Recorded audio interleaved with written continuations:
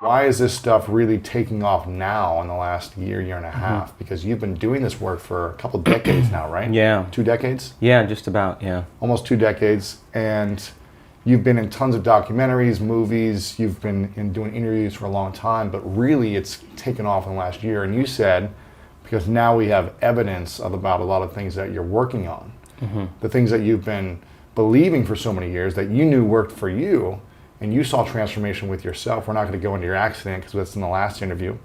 But now we have proof and evidence and science backing all this. And how did that start to happen? Yeah, it's a great dialogue because I think this is a time in history where it's not enough to know. This is a time in history to know how. And if you rewind the tape 10 years ago, you know, information was the thing that stimulated thought, stimulated new ideas. And as we learn new things, we make new connections in our brains. So as we begin to add new stitches into that three-dimensional tapestry in our mind, we're beginning to cause our mind to function in new ways. But the key then is to apply it, to personalize it, to do something with it. And 10 years ago, when I got in front of an audience and talked about the application, nobody wanted to step outside that philosophical, theoretical, intellectual realm, right? Because doing something means you're going to have to change something about yourself. Painful. Yeah, you're going to get uncomfortable, right?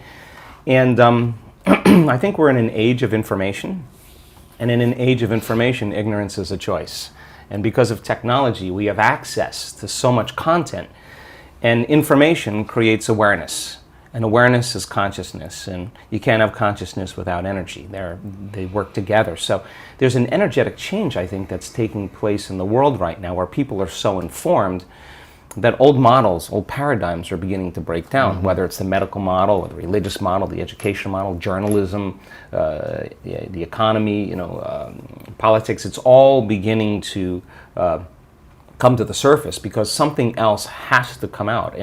And I think that one of the things that people are realizing is that you don't have to be a Buddhist monk to do this or a nun with 40 years of devotion. You just got to understand the formula. And just like any skill or anything you learn, you got to go from thinking to doing to being. You got to take knowledge, you create the experience, and if you keep doing it over and over again, you start getting a skill or you start getting wise about how to do it. And you know that you know how to do it. Well, in the last 10 years, we have assembled a scientific team.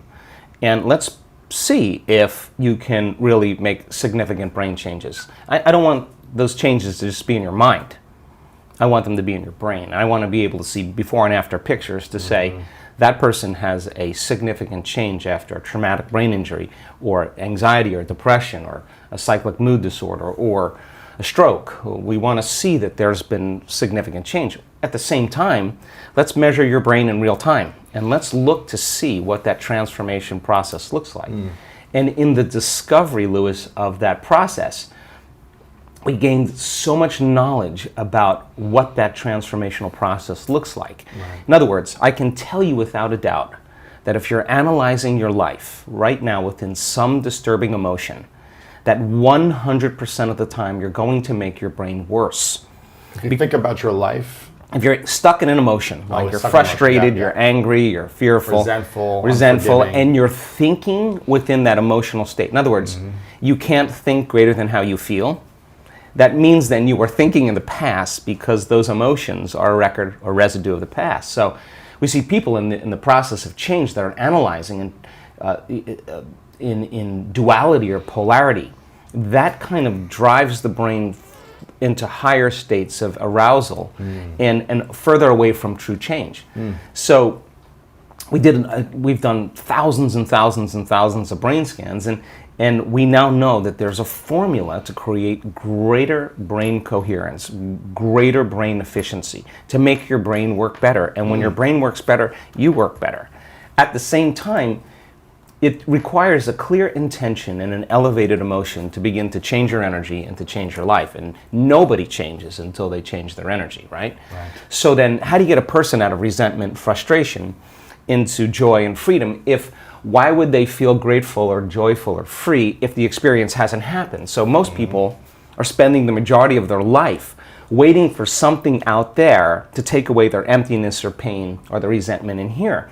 Well, if they're waiting their whole life in separation or lack, then and we create reality, then the lack is driving certain thoughts, which is creating more separation and more lack. So teaching people then to begin to condition their body emotionally before the evidence takes place in their life is breaking a significant habit, right? Yes.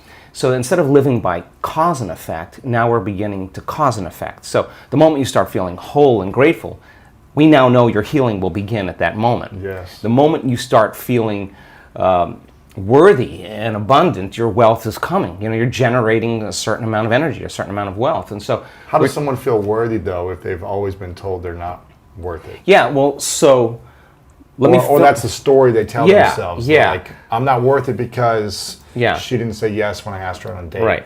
Because he broke up with me, because I got Yeah. fired, because my parents left me. How am I worth it when Yeah. there's so much evidence or story Right. around a negative Well, thing? let's stop telling the story of your past and let's start telling the story of your future.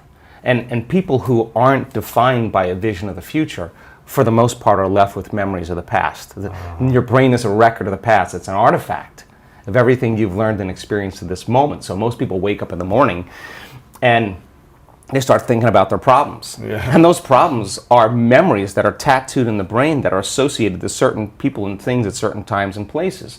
So the moment the person wakes up clean slate, they start thinking about the problems they're thinking in the past. If you believe your thoughts have something to do with your destiny, well, there's a possibility that your past is going to be your future. Every one of those problems has an emotion associated with it. So then the moment you start recalling the problem, you start feeling unhappy. Now your body's in the past, because thoughts are the language of the brain and feelings are the language of the body. And how you think and how you feel creates a state of being. So people reaffirm their identity based on the past, right? And it turns out that the redundancy of doing that, conditioning only requires an image and an emotion. And most people are unconsciously conditioning their body into the familiar past, into the known. So now if you're in the familiar past and in the known, you're going to crave the predictable future. Right. That's the known as well. And there's only one place where the unknown exists, and that's the eternal present moment. That's the sweet spot of the generous present moment. So you gotta labor to get that person beyond the emotions that keep them tacked or anchored to the past. And yes, it takes an effort to do that, but if you keep working with the formula, you'll reach that elegant moment where there's a liberation of energy. And now your body, as the unconscious mind, the objective mind, is not believing it's living in the same past experience 24 hours a day, because you're liberating the body from that emotional state. So you ask a person, why are you so unhappy? Why are you so frustrated? Why are you so resentful? The moment you ask that, their brain is going to associate that emotion to a past event. To a memory. To a memory. Yeah. That's because they have nothing to look forward to in their future. So if you're not being defined by a vision of the future, it just means to me that you're more in love with your past than you are with the future. So how do you teach people to believe in a future that they can't see or experience with their senses yet, but they've thought about enough times in their mind that their brain is literally changed to look like the event has already occurred? The latest research in neuroscience says that's absolutely possible. We know that. And how do you teach a person to select a new possibility in their future and begin to emotionally embrace that future before it's made manifest to such a degree that their body, as their unconscious mind, is believing it's living in that future reality in the present moment, and they're signaling new genes and new ways ahead of the environment. Now, till their body begins to change to look like the event has already occurred. We've proven that that's possible. Now think about this. So the more you think about your desired future, the joy, the gratitude, the feelings you want to have that are more positive, the more you think about it as a future thing happening, the more your body shifts now. Exactly. So your body is believing it's living in that future reality in the present moment. Now think about this. The stronger the emotion you feel from some condition in your life, the more altered you feel inside of you, the more you narrow your focus on the cause, and the brain freezes an image and takes a snapshot. And that memory now is embossed in the brain. It's branded in there.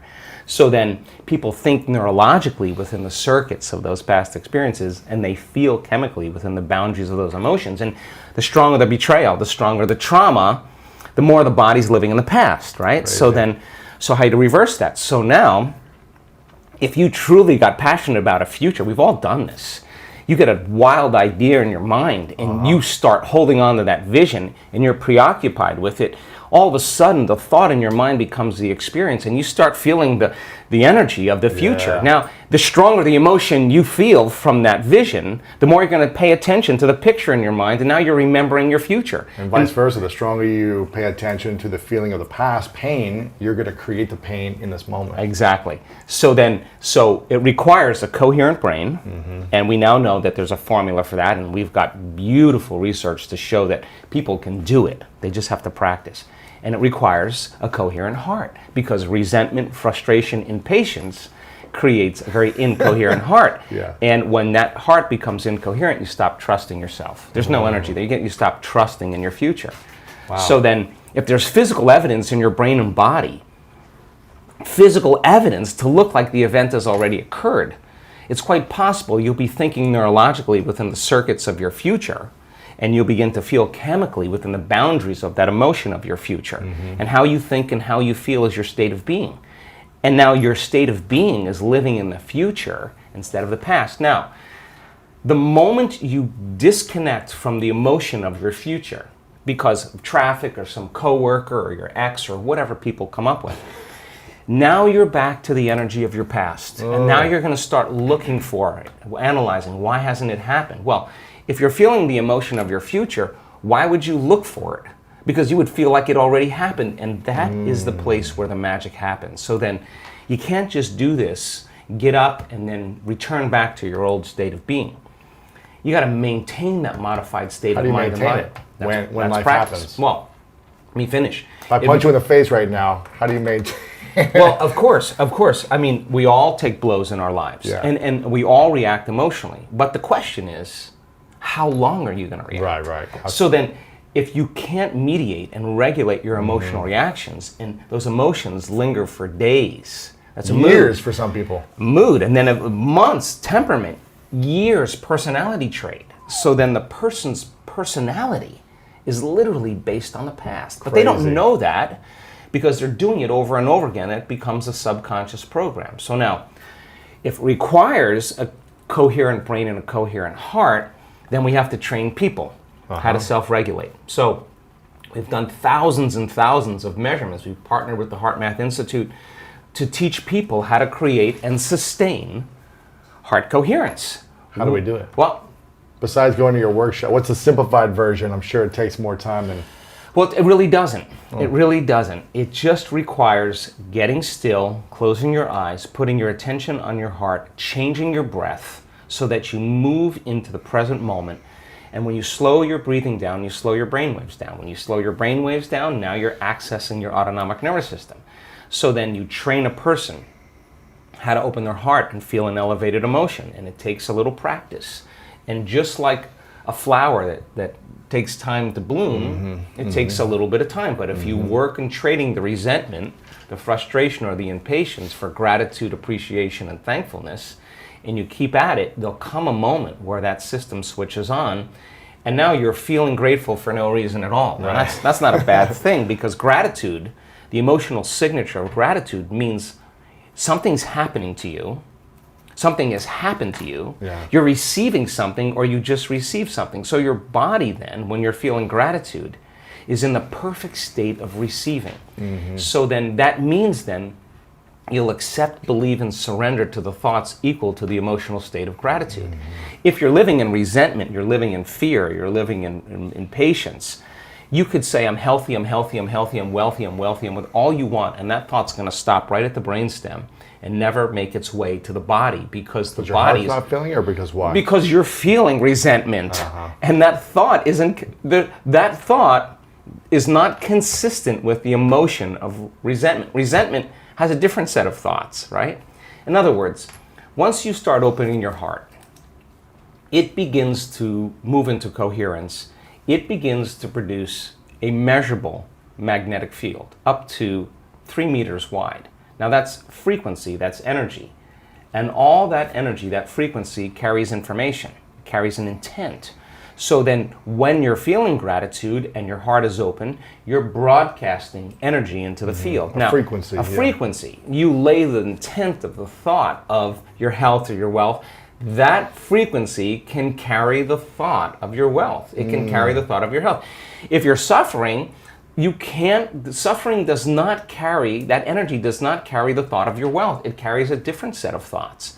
So then we're teaching people how to self-regulate, because if you're going to believe in that future that you're imagining with all of your heart, it better be open and activated. Right. And you better know how to self-regulate. And you have to know the moment you disconnect from the energy of your future because of some circumstance in your life and you lose that feeling, if you're practicing it on a daily basis with your eyes closed, then the next level is to be able to open your eyes and do it right in the moment and be able to self-regulate and change the frustration from some experience in your life back to the energy of your future. Now, that requires great awareness and great effort. But if you have a community of people that are practicing this on a daily basis and they're connected to their future because that's where their mind is, they begin to want the future more than the emotions of the past. So we've done enough measurements now, Louis,